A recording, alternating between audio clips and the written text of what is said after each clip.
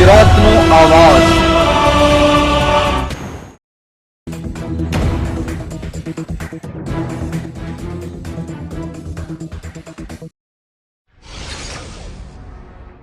જૂનાગઢના બેસણની તાલુકા પંચાયત ખાતે ગૌચરની જમીન મુદ્દે માલધારી સેનાનો માલઢોર લઈ પહોંચ્યાનો કર્યો ઉપવાસ। જૂનાગઢના બેસણની તાલુકા પંચાયત ખાતે ગૌચરની જમીન મુદ્દે માલધારી સેનાને માલઢોર લઈને પહોંચ્યા અને કર્યું ઉપવાસ આંદોલન।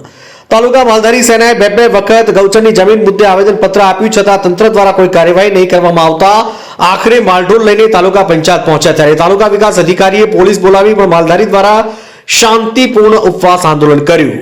બાદમાં તાલુકા વિકાસ અધિકારીને માલધારી સેનાની બેઠક થઈ અને તાલુકા વિકાસ અધિકારીએ માલધારી સેનાના આગેવાનોને સમજાવ્યું કે અમારા તરફથી જે ગામોમાં ગૌચરના પ્રશ્નો છે તેને 7 દિવસમાં લેખિત જવાબ આપવા જણાવ્યું।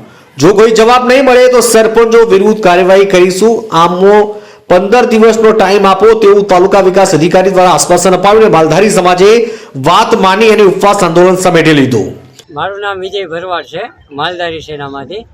અહીંયા આજ રોજ અમે ઉપવાસ આંદોલનમાં બેઠા હતા માલઢોરને સાથે રાખીને। એમાં છોડવડી ગામ, નવા વાઘણિયા ગામ, રાણપુર ગામ અને માંડવા ગામની ગૌચરની જમીનમાં દબાણ બાબતમાં અમે 1 મહિના પહેલાં અહીંયા ઉપવાસમાં બેઠા હતા અને આવેદન આપેલું હતું કે ભાઈ આની તમે દબાણ દૂર કરાવો। એ બાબતમાં અમે ઉપવાસમાં બેઠા હતા અને એ બાબતમાં આજ સાહેબે અમને એવી બાંહેધરી આપી છે કે 15 દિવસની અંદર અમે કાર્યવાહી સરપંચને લખેલું છે કે આની ઉપર કાર્યવાહી કરો।